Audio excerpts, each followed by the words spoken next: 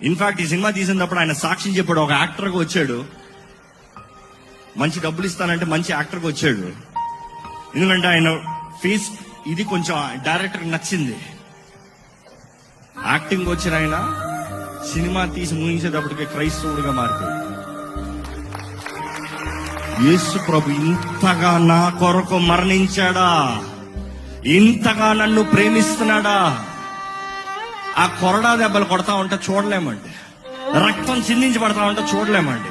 ఆ దెబ్బలు కొట్టేటప్పుడంట ప్యాడ్లేసి మొత్తం మేకప్లు రాసి అట్లా కొడితే అట్లా రక్తం చిందేలాగా యాక్షన్. కానీ ఆయన చేయించింది రియలిస్టిక్ కి ఆ కొరడా షేప్ లో చేయించారు కాబట్టి కొంచెం గట్టిగా ఉంది. ఒక్క దెబ్బ ఏమైందంటే కొడతా కొడతా కొడతా ఒక దెబ్బ వేసి కొట్టేటప్పటికి ఆ ప్యాడ్ జరిగిపోయి ఈపు మీద పడిందంట.